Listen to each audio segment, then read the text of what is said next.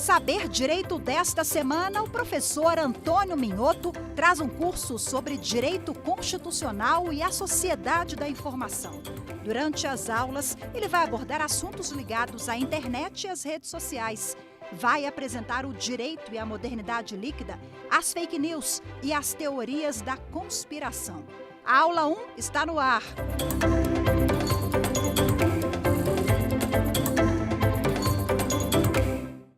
Olá, tudo bem? Seja bem-vindo, seja bem-vinda. Mais um programa, mais uma sequência de aulas dentro do programa Saber Direito, da TV Justiça. Programa que a gente gosta tanto. Você daí assistindo, eu daqui fazendo, tantas pessoas reunidas para fazer acontecer esse programa que já virou uma tradição na TV brasileira. Meu nome é Antônio Minhoto, sou professor universitário, sou advogado, tenho vários livros escritos, sou doutor e mestre em Direito e nós vamos estudar juntos, sabe o quê? Nós vamos estudar a sociedade da informação.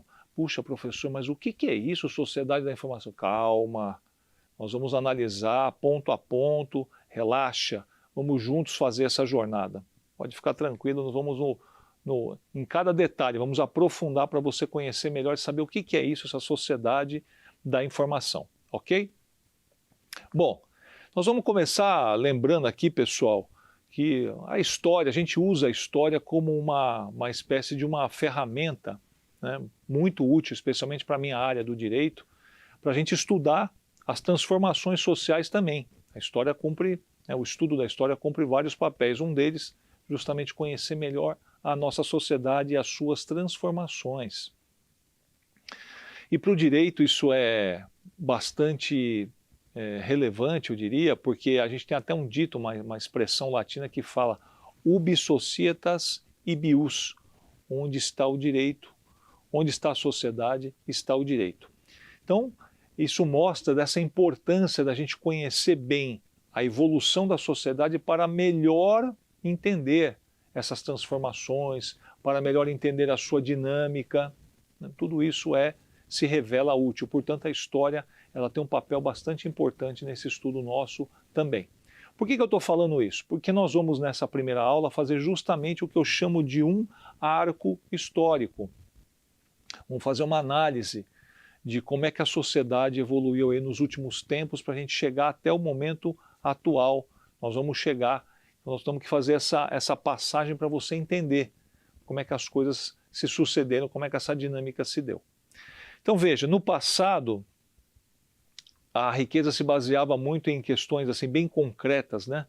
Especialmente na questão da terra.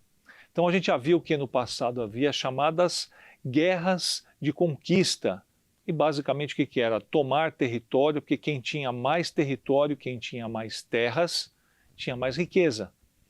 Então a riqueza era muito identificada com a terra. Quem tinha mais terra, tinha mais riqueza. Basicamente era isso. Então você fazia até uma espécie de uma empreitada, né? Até mesmo se utilizava no passado exércitos mercenários ou forças armadas mercenárias pagas, né, a soldo, para que você pudesse, portanto, fazer essas conquistas e ampliar os seus territórios, ampliar a sua riqueza e o seu poder. Então você tinha uma identificação muito clara, diria até assim, de uma certa maneira fácil, entre a riqueza e a terra. Agora veja, isso foi se desenvolvendo até a gente chegar, por exemplo, no feudalismo. Então, como a terra produzia praticamente todas as mercadorias, ela se tornou o bem mais valioso. E ela foi a chave na construção da fortuna de um homem, de um povo, de um reino, até mesmo a igreja, que é uma instituição que deveria ser estritamente religiosa. Já ali na época da Idade Média, no feudalismo, ela se tornou um ator político e se tornou um ator político dos mais relevantes. A gente pode até dizer que na época da Idade Média você tinha o rei, ou o soberano, né, se pode chamar também, a nobreza e justamente a igreja, que também você pode chamar de clero ou papado. Então eram as três forças políticas que você tinha presente na sociedade. E a igreja, eu destaco isso porque, como eu estou falando aqui, né, deveria ser uma instituição puramente religiosa, mas a gente vê que na dinâmica não era bem isso que acontecia. Eu vou ler agora para vocês aqui um trecho de um autor bastante conhecido, Leo Huberman. Ele escreveu uma obra famosa, que é a História da Riqueza do Homem. Ele diz o seguinte: a maioria das terras agrícolas da Europa Ocidental e Central estava dividida em áreas conhecidas como feudos. Você começa a entender a questão do nome feudalismo. Um feudo consistia apenas de uma aldeia e as várias centenas de acres de terra arável as circundavam, nas quais o povo da aldeia trabalhava. Na orla da terra arável havia geralmente uma extensão de prados, terrenos, ermos, bosques e pasto. Nas diversas localidades, os feudos variavam de tamanho, organização e relações entre os que os habitavam, mas suas características principais se assemelhavam. Então veja, estamos falando aqui dessa configuração dos feudos e do feudalismo.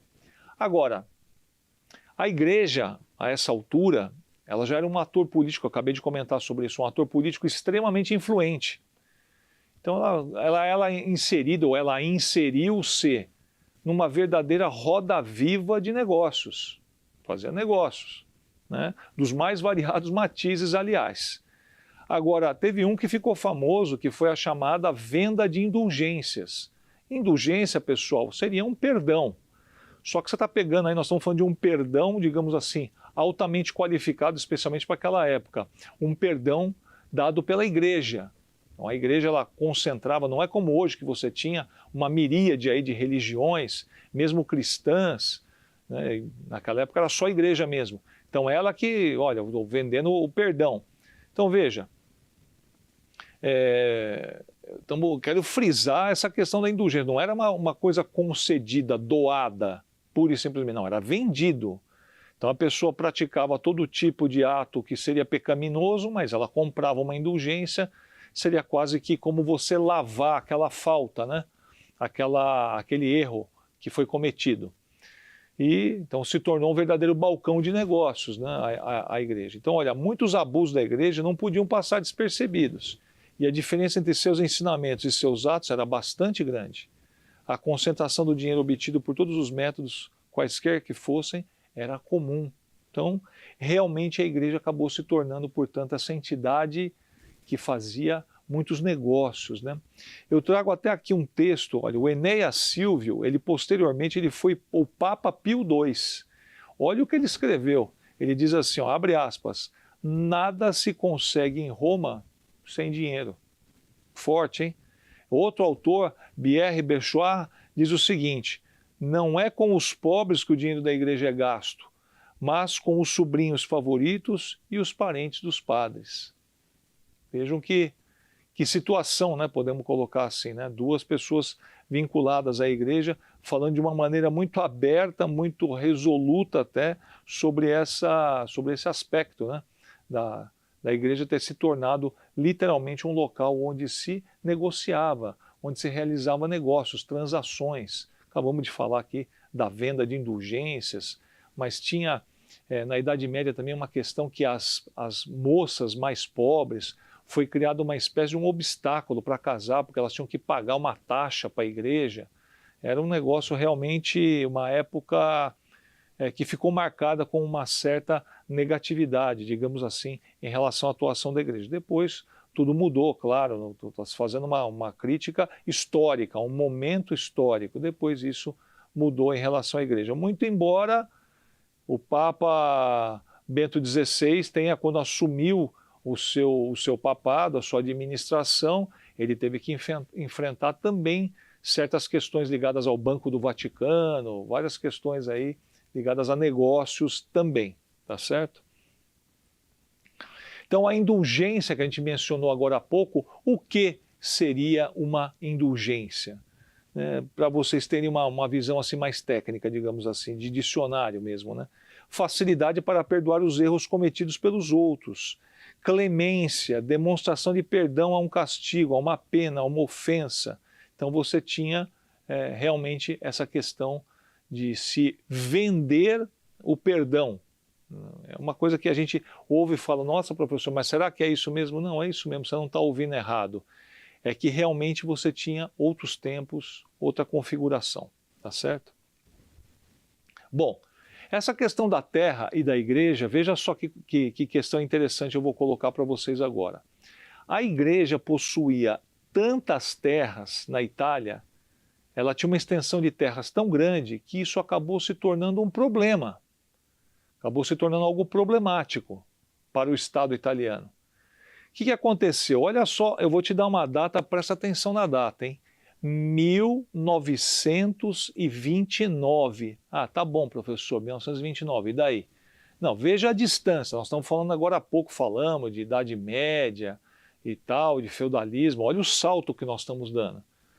Somente em 1929, o Estado italiano conseguiu fazer um acordo com a igreja de maneira a forçar a igreja a abrir mão dessas terras todas, que eram muitas. Estava se tornando um problema, que é como se você tivesse um Estado dentro do Estado. A igreja, com a sua força política dentro de um outro Estado, que era o Estado italiano. Então foi firmado o chamado Tratado de Latrão. Sabe quem que assinou pelo Estado italiano? Benito Mussolini, que ficou famoso aí pela questão da criação, ou pelo menos de ter sido o maior protagonista do fascismo. Se não foi ele que inventou, ele estava bem próximo disso. Foi o que mais aplicou isso de uma maneira efetiva num determinado governo. Então veja, só em 1929, olha a distância temporal, se conseguiu botar um limite para isso. Olha, está com terra demais a igreja, hein? Precisamos fazer um acordo. Ela abriu mão dessas terras todas e ganhou, né, ou recebeu como fruto desse acordo, uma gleba para constituir o seu próprio Estado, no meio, no centro de Roma. Que foi exatamente o que aconteceu. Se você for hoje em Roma, tem lá 1 quilômetro quadrado, que é exatamente o Vaticano. O Vaticano, para quem não sabe, é um Estado. Ele não está vinculado ao Estado italiano, não tem nenhum tipo de submissão, nada disso. Ao contrário, ele tem uma independência em relação ao Estado italiano. Então veja o tipo de negociação que teve que ser feita para que se obtivesse uma separação aí, até entre religião e Estado. Para você ver como nessa época, ou até 1929, você ainda tinha uma valorização muito grande da terra. Mas aí no século XX você já entra com uma configuração diferente em relação a essa questão da riqueza e da dinâmica social em torno disso. Então veja, o século XX ele assistiu a um crescimento e desenvolvimento tecnológico inéditos na história humana. Nunca se avançou tanto nesse campo, de uma maneira inclusive bastante rápida. Então isso passou a estar vinculado ou passou a ditar o que era a real riqueza. Então a nação rica já não era a mais extensa em território, mas a mais desenvolvida em termos tecnológicos. Eu até costumo lembrar, por exemplo, a passagem, você tem ali século XIX, você ainda tem guerras, né? A história das guerras é a história da humanidade. Você tem no século XIX guerras que ainda você tem enfrentamento campal, tem até o uso de espada, ou pelo menos aquela questão da baioneta, né? Ainda até aquela que você precisa estocar o inimigo. E já tem arma de fogo, claro, sem dúvida que tem, mas ainda uma certo rudimentar, né? Você tinha que carregar pela boca lá da espingarda, socar a pólvora, botar aquela bola de ferro como se fosse a bala, né? Então era tudo muito mais rudimentar. Quando você chega no século XX, logo no começo, 1914, eclode a Primeira Guerra Mundial. E é interessante para o tema que nós estamos conversando, porque a Primeira Guerra Mundial ela tem esse impacto tecnológico também. Vamos lembrar que o avião tinha sido criado em 1906. Quando chega em 1914, você tem o uso do avião na guerra. Uma coisa que não se pensava no século XIX, nem se imaginava o que poderia ser o avião. O automóvel também tinha sido utilizado, e isso também vai refletir na guerra, o uso de carros militares, né, veículos militares, tudo isso vai impactar. Metralhadora, imagina, você tinha lá então no século XIX, ainda estava carregando a arma, né, pela boca, socando lá a pólvora com a bala, não sei mais o que, você chega na Primeira Guerra, você já tem aquela metralhadora, com aquela manivela, gira e tal, é diferente, você tem um impacto muito grande em termos tecnológicos. Então isso já começa a dar um prenúncio do que seria marcado o século XX, que foi muito essa questão da tecnologia. Então começa a ter gradativamente uma mudança de patamar. Aí nós chegamos na Segunda Guerra, em que isso se aprofunda. Então você vai ter, por exemplo, vou destacar aqui um evento que aconteceu quando eclode a Segunda Guerra Mundial, setembro de 1939. Há algumas ações muito localizadas, você não tem ainda uma guerra disseminada, mas uma dessas ações é que a Alemanha invade a Polônia. O exército nazista, o exército alemão, era um exército, então, aí é apresentado ao mundo, né, um exército extremamente organizado, muito bem armado e de uma eficiência muito grande. Ele se depara com uma força armada polonesa que estava no século XIX ainda. Né, tinha lá uma força militar a cavalo, tentando combater o exército nazista. Claro que isso não deu certo para os poloneses, evidente. Foram massacrados. Pegaram uma força inimiga, né, uma força armada do outro lado, muito mais preparada, muito mais desenvolvida, muito mais organizada, e foi rapidamente subjugada. Então isso também já mostrou, já deu uma letra, vamos dizer assim, do que seria essa diferença tecnológica. Mas na Segunda Guerra Mundial, sem dúvida nenhuma, o que causou mais impacto, várias coisas causaram. O armamento, o avião já está consolidado como para uso militar, mas o bombardeio de Hiroshima e Nagasaki, que representa realmente o epílogo, né, o ponto final mesmo da Segunda Guerra, em agosto de 1945, aí realmente você tem um choque de tecnologia, porque ninguém possuía aquela tecnologia, nenhum país. Então todos ficaram impressionados com aquilo. Bom, então o Japão foi bombardeado com uma arma inédita, extremamente letal. Foi a bomba atômica, especialmente de Hiroshima. A de Nagasaki, para quem não sabe, a bomba que caiu em Nagasaki, ela, por conta do tempo, naquele dia estava nublado, ela caiu um pouquinho nas cercanias da cidade. Então ela causou um dano mais limitado. Hiroshima não. Hiroshima caiu no centro da cidade. Então ela causou um dano muito grande para a cidade, matou muitas pessoas. Imediatamente morreram 80 mil pessoas e nos próximos dias, assim, coisa uma semana, vamos colocar um prazo aí de 7 dias, morreram outras 70 mil pessoas, ou 60 mil pessoas, 140, 150 mil pessoas morreram. Então foi uma coisa bastante impactante. E que indicou isso que eu falei agora para vocês, essa questão da tecnologia. Todos ficaram atônitos aquilo, além da questão humanitária, né, terrível, mas também ficou a questão da tecnologia, que era absolutamente inédita.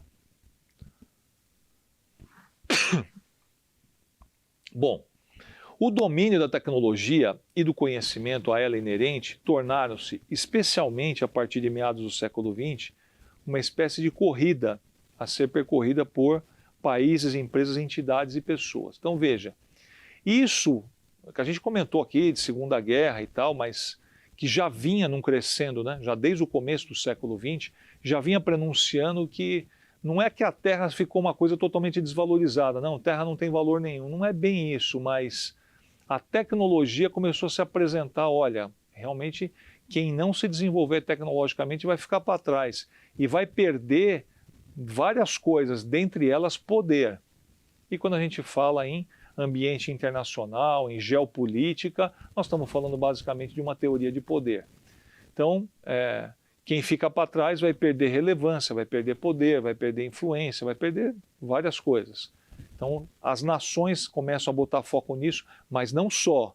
Também as pessoas, também as corporações, as entidades, todos os órgãos que você possa imaginar, começaram a perceber que isso era de fato algo relevante, que era algo que se deveria colocar atenção, que se deveria valorizar essa questão da tecnologia. Bom, um bom exemplo disso também, um outro exemplo que a gente pode dar, é a chamada Guerra Fria.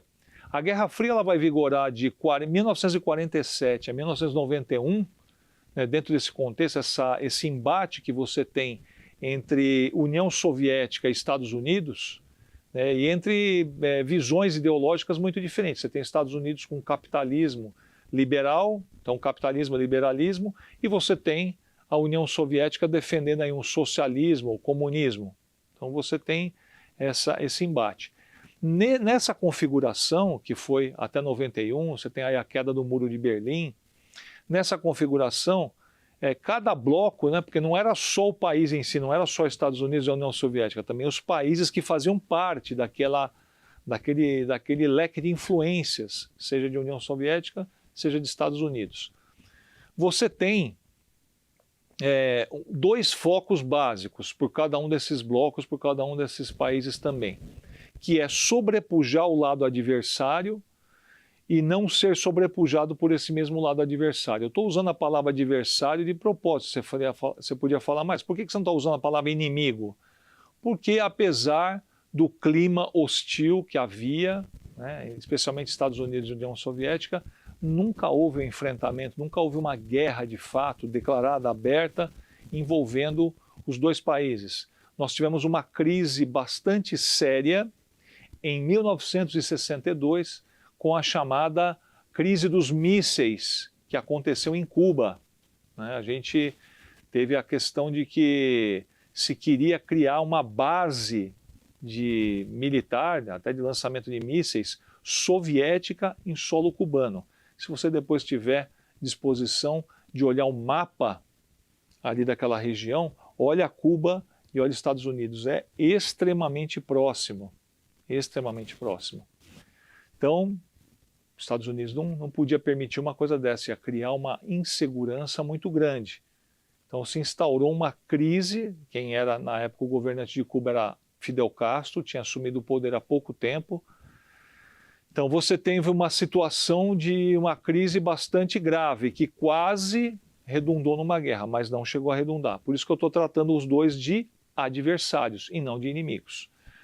Então qual que era a ideia? Sobrepujar o lado adversário e não ser sobrepujado por esse mesmo lado adversário.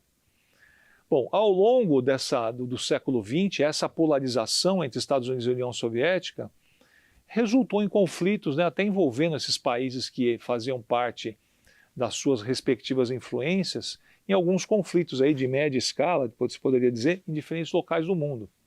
Por exemplo, então, nós tivemos a guerra do Afeganistão, a Rússia esteve lá combatendo, né, no Afeganistão, depois os Estados Unidos teve lá também, já aí na questão depois das Torres Gêmeas e tal.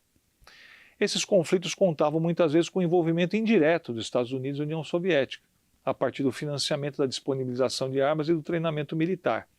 Inclusive, é colocado, né, que o Osama Bin Laden ele teria sido até treinado, né, pelos Estados Unidos. O Osama Bin Laden, que foi considerado o autor intelectual, pelo menos ele fez a organização dos ataques às Torres Gêmeas em 9 de setembro de 2001. Muito bem, então você tinha essa configuração. E isso também, veja só, dentro desse aspecto tem vou destacar aqui um elemento que é a chamada corrida espacial, ficou conhecida com esse nome, corrida espacial, que ilustra bem esse momento. Em abril de 1961, Yuri Gagarin, ele era um astronauta soviético, ele tornou-se o primeiro ser humano a viajar pelo espaço. Um pouquinho antes, eu não sei se foi 59 ou 60, já tinha se colocado um cachorro em órbita, né? Tá bom, então foi o primeiro ser vivo, digamos assim, que saiu da Terra e a orbitou. Mas o Gagarin ele foi o primeiro ser humano a viajar pelo espaço. Os Estados Unidos, logo adiante, já fevereiro de 62, quer dizer, não chegou nem a completar um ano da viagem do Gagarin. Ele lança ao espaço o astronauta John Glenn, que tal como o Gagarin orbitou a Terra, no caso de Glenn, por 3 vezes e posteriormente pousou. O Gagarin deu uma volta na Terra e pousou. O John Glenn deu 3 voltas.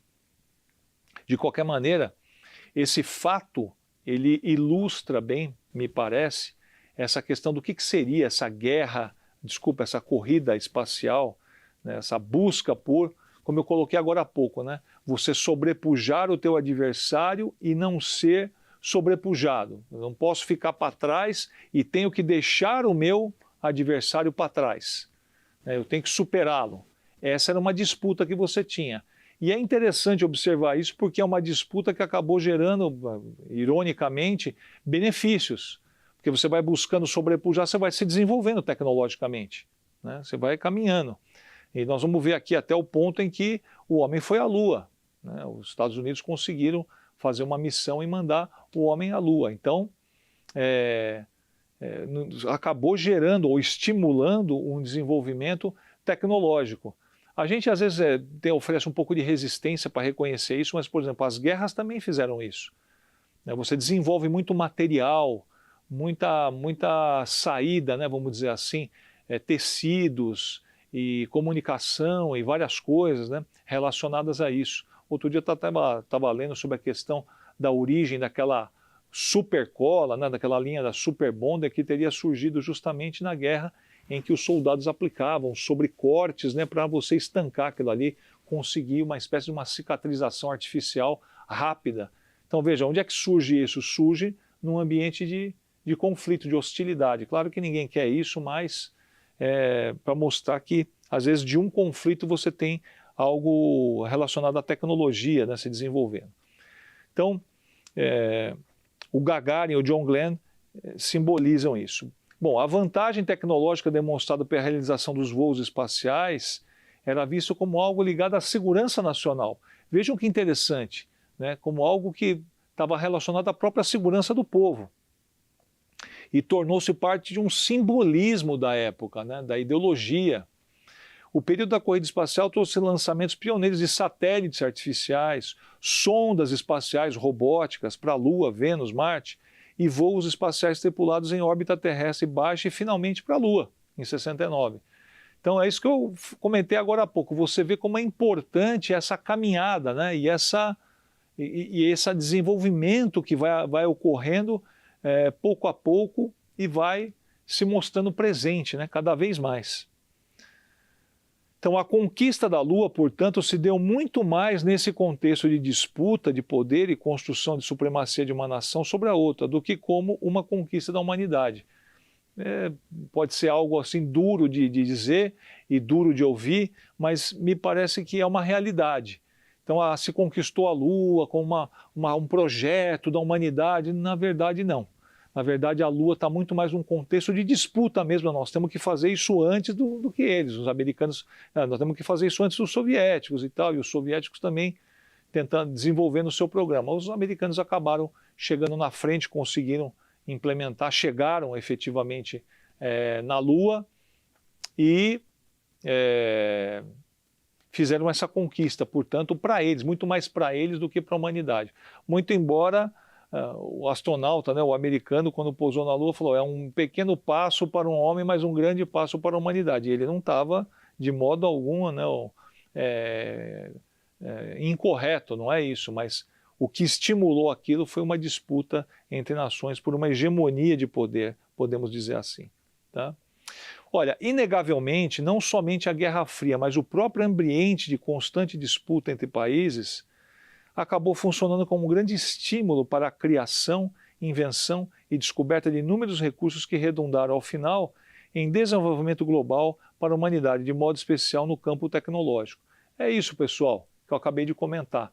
Então você tem alguns materiais, né? O Kevlar, que é bastante conhecido, material de muita resistência, e vários outros, titânio. Você tem vários materiais que foram desenvolvidos no bojo de conflitos, né? Você tem, e que foram aplicados depois fora desse ambiente, né? Avanços que você conseguiu dentro da tecnologia utilizada para conflitos, para guerras, e que depois serviram à humanidade em propósitos pacíficos. Ainda bem, né, que você conseguiu fazer essa transição, ou que se conseguiu fazer essa transição. Bom, na verdade, nós estamos cercados, né, dessas conquistas tecnológicas. Assistir à televisão, falar ao telefone, movimentar a conta no terminal bancário, pela internet, verificar multas de trânsito, comprar disco, trocar mensagem com alguém do outro lado do planeta, pesquisar e estudar, são hoje as atividades cotidianas. A gente faz isso na internet, né? Faz isso remotamente, ou seja, num ambiente virtual. Já hoje é uma realidade para nós. Então hoje a internet é um campo, um local onde você vai poder fazer tudo como foi exemplificado aqui, verificar multa de trânsito, comprar disco, trocar mensagem, né, e outras N coisas. Coloquei alguns exemplos aqui só para ilustrar, né? Então, isso mostra como essa questão da tecnologia, foi o que eu falei também, ela deu um salto, né? Em pouco tempo você desenvolveu muitas coisas. Pensa na questão do celular. O celular é algo relativamente recente. Relativamente não, é recente. Historicamente não é nada. Quer dizer, você pensar que, sei lá, não precisa colocar tanto tempo assim. Há 30 anos, o celular era algo incipiente. O pessoal até chamava jocosamente, né, de o tijolão, né, aquele tijolão, você abria, só conseguia fazer, só usava como telefone. Depois vieram os smartphones, mais adiante, com acesso pleno à internet, essa comunicação toda. Tudo isso é tecnologia que a gente está assistindo. Então isso acabou se tornando a grande fonte ou a grande matriz de poder. Então quem tem a informação, quem tem acesso à informação, quem pode produzir a informação, ou quem controla esses acessos, né? Esse arquivamento, que você tem que pensar em produção de informação, arquivamento, uso, tem vários aspectos que circundam a questão da informação. Inclusive engloba uma questão de direito, né? Porque você vai pensar em ser informado, em criticar a informação, produzir a informação, você pode estar informando, tudo isso envolve direitos humanos, de todos nós, né, em estarmos envolvidos com isso, tá certo? Podemos por vezes não notar, no entanto, convém ajustar a nossa atenção para constatar serem tais recursos e conquistas itens advindos diretamente da informação construída e tornada conhecimento disponível, com impacto maior ou menor nesse ou naquele setor, mas sempre com algum impacto. Então eu gosto de trazer isso para mostrar que a gente acha hoje a coisa mais normal do mundo, você entrar na internet e resolver vários problemas seus. Você vai lá e fala, pô, preciso pegar o resultado de um exame médico meu. Você entra lá, entra no site lá da clínica, da empresa que fez o exame para você e você acessa ali prontamente.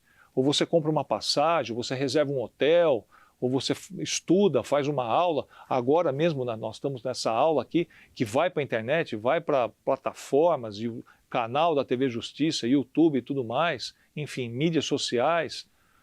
Isso tudo com uma grande facilidade. Então a gente se acostuma achando, mas isso é quase que para falar assim, sempre foi assim. Eu até vou fazer um parênteses aqui com o professor.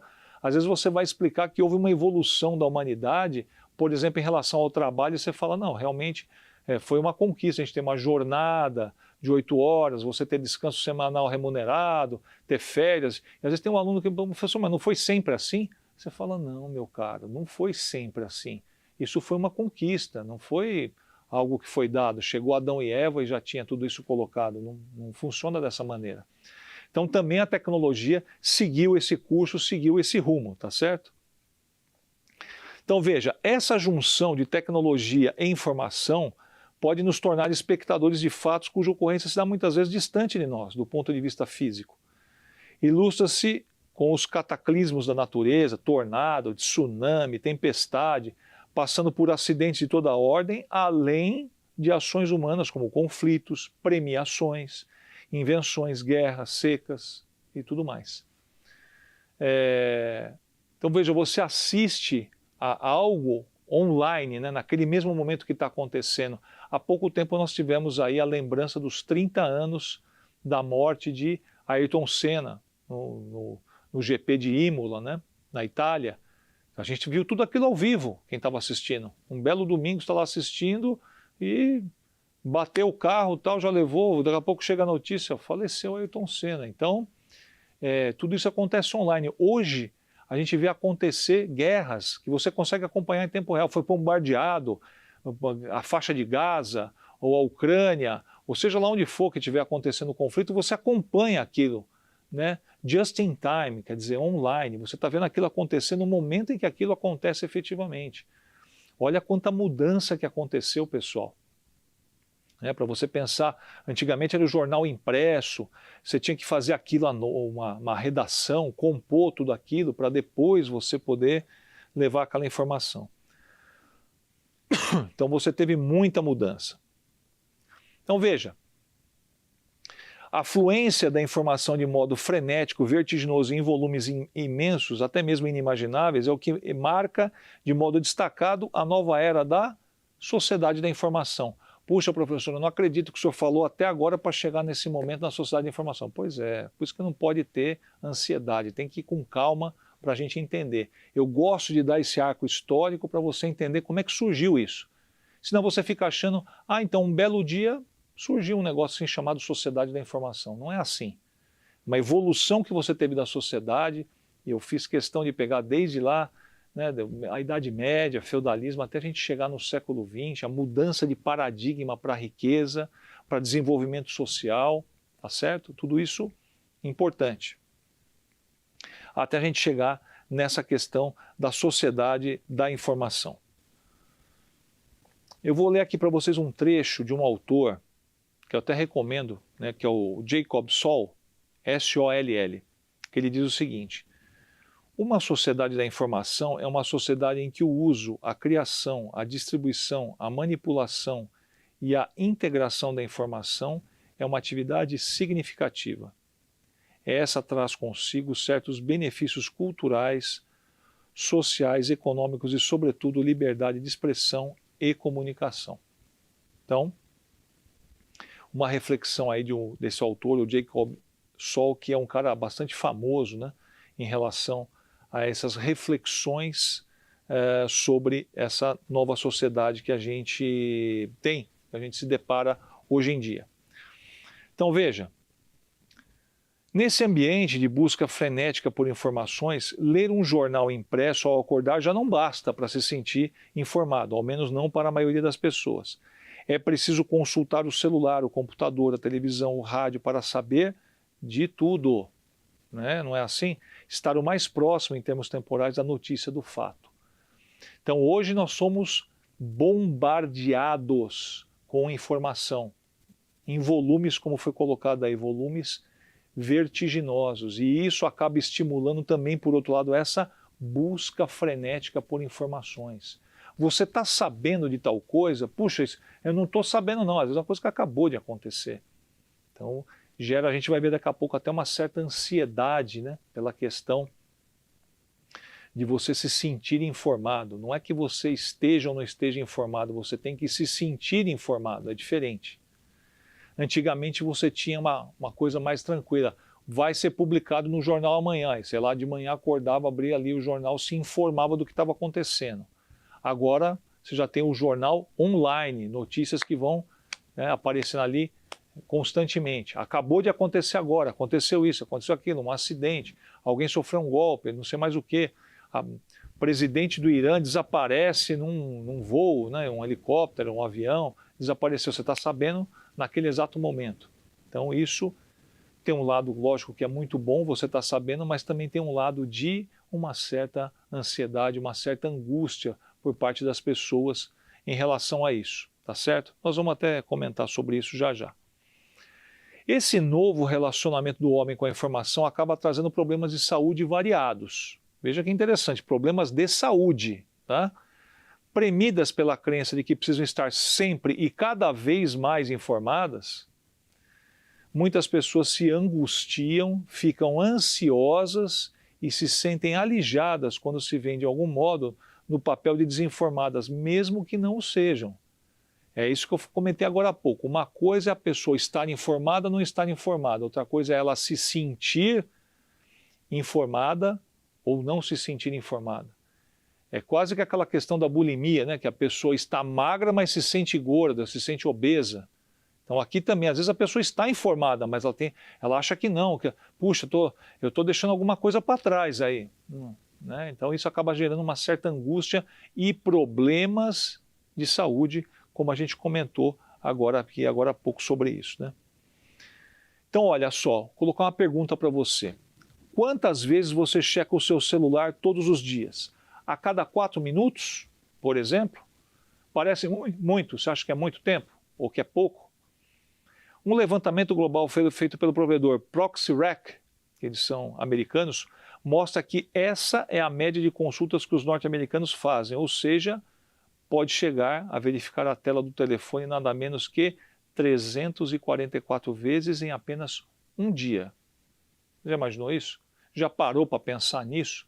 Olha, pessoal, na mesma pesquisa que nós comentamos agora há pouco, consta que o brasileiro passa, em média, 9 horas e 32 minutos por dia na internet, ocupando o segundo posto entre todos os países. O primeiro é a África do Sul. A média mundial é de 6 horas e 58 minutos. Nós estamos bastante acima da média. O top 10 em permanência na internet tem 7 países latinos, que também é um motivo de reflexão. A Argentina está em quarto, Colômbia está em quinto, o Chile está em sexto, o México está em sétimo. Interessante isso, né? E quando se trata especificamente do uso de redes sociais, os brasileiros ocupam a segunda posição, ficando atrás apenas da Índia.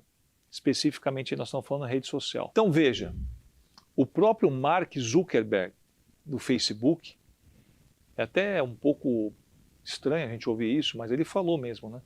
Que os brasileiros estavam usando demais o Facebook. Interagiam demais, era demais. O objetivo do Facebook não era esse. Olha que curioso isso. Ele deveria estar até feliz, puxa, usam bastante o Facebook, mas assim, estava usando demais. Né? Por alguma razão ele achou que isso era algo ruim, até mesmo para ele, né? do que é dono da empresa. Olha, por fim, no Brasil, 84,3% da população tem acesso à internet, colocando o país fora da lista dos 25 primeiros. Estamos falando de acesso à internet. Mas quando se avalia o acesso à rede por meio de smartphones, os brasileiros estão na 10ª posição, com 57,3% do tempo diário gasto na web, realizado por celulares. Então o brasileiro é um grande usuário de celular. Ele gosta de usar os celulares. Eu trago aqui para vocês agora um texto da professora Maria Cristina Zago, que ela é psicóloga. Ela fala o seguinte: com a evolução da tecnologia, os celulares se tornaram imprescindíveis, proporcionando conexão em todo lugar e agregando utilidades que vão desde o registro fotográfico até o acesso a contas bancárias. E as conversas com os amigos, há lugares em que as pessoas não têm saneamento básico, mas todo mundo tem um celular. E é realmente uma realidade que a professora está trazendo aqui, né, Maria Cristina Zago. Se o celular está hoje no centro dessa sociedade da informação, conferindo não apenas acesso à informação, mas acesso móvel e pessoal, extremamente facilitado, essa facilidade parece cobrar um preço evidente, que pode ser mais ou menos alto, e esse vem a ser justamente a eventual dependência do celular e da internet. Já ouviram falar nisso, pessoal, de dependência do celular e da internet? Veja só aqui uma reflexão do Ivo Carraro, que ele é professor da Uninter. Ele fala o seguinte: o celular ativa continuamente o sistema de recompensa, estrutura do cérebro que recebe toda atividade prazerosa. Esse estímulo constante é o que gera dependência em um processo similar, veja só, à atuação de drogas ilícitas. Já imaginou? O uso do celular e essa questão especialmente das redes sociais pode gerar, né, ali talvez, vou sugerir, talvez a partir da dopamina, um prazer semelhante à das drogas. Isso é uma coisa marcante mesmo. Alguns desses males da informação se aprofundaram com a pandemia, né, da Covid-19, as pessoas submetidas aí à restrição de circulação e ameaçadas por uma doença até então desconhecida, acabou se aprofundando, né, o uso do celular e dessas conexões da redes sociais. Isso até recebeu um nome, chama-se infodemia, ou seja, avalanche de informações, acompanhada pelo interesse crescente por assuntos específicos. Você tem até um estímulo, né? A informação que você recebe, aí você quer receber mais. Isso seria tema para uma outra conversa, mas para vocês entenderem. Pelo interesse crescente, então, em catástrofes naturais ou sociais, e isso tudo é potencializado pela transformação digital e pela diversidade de canais midiáticos ou de informação. Agora, pessoal, nós vamos para o nosso quiz. Você sabia que tem um quiz? Nós vamos para o nosso quiz.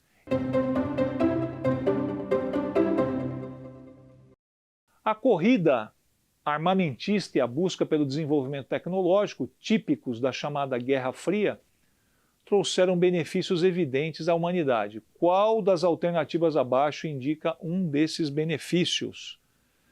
Vamos dar uma olhada, pessoal. Olha lá. Alternativa A, invenção da tipografia. Alternativa B, invenção da máquina a vapor. Alternativa C, chegada do homem à Lua. Alternativa D, criação do programa televisivo Big Brother. E aí, qual seria a resposta? Olha lá, ó. Letra C, chegada do homem à Lua.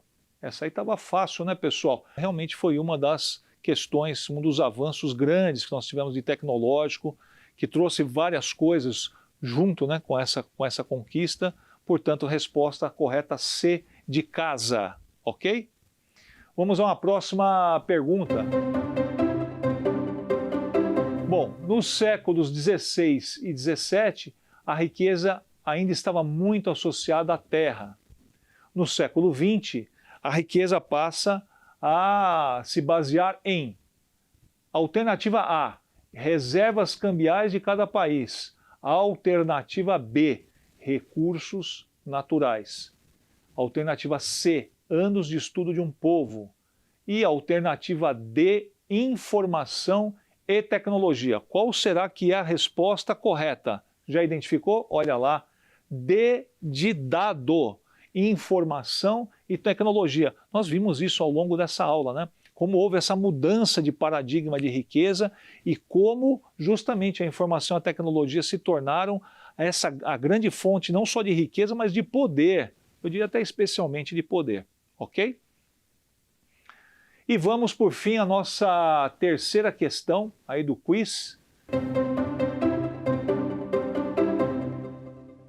O primeiro homem a navegar pelo espaço foi, alternativa A, Yuri Gagarin, 1961, B, Ed Sheeran, em 1959, C, John Glenn, 1962, ou D, Anatoly Popov, em 1957. Qual será que é a alternativa correta? Vamos dar uma olhada? Letra A, Yuri Gagarin, em 1961. Também foi uma informação que a gente passou na aula hoje para vocês. E, portanto, está aí. Yuri Gagarin foi o primeiro homem a navegar pelo espaço. Não foi o primeiro homem a chegar na Lua, mas foi o primeiro a navegar pelo espaço. Ok? Bom, pessoal, então era isso que nós tínhamos a expor nessa aula para vocês. Espero que tenha sido de bom proveito. Vou até dar uma dica, tá? Isso serve para qualquer aula que você assista à distância. Procura, se você tiver realmente interesse, procura anotar os pontos principais do que você ouviu aqui hoje, vai formando essas anotações. A neurolinguística já trouxe para nós esse conceito de que tudo que você estuda e anota, você fixa melhor. Vamos, inclusive, na próxima aula falar, sabe o quê? Também, né, um dos temas, fake news. Não perca, ok? Tchau, pessoal, até uma próxima. Valeu, obrigado. Quer dar alguma sugestão de tema para os cursos do Saber Direito? Então mande um e-mail para a gente, saberdireito@stf.jus.br. Você também pode estudar pela internet. Acesse o nosso site radioetvjustiça.jus.br ou pode rever as aulas no canal do YouTube, @Rádio e TV Justiça.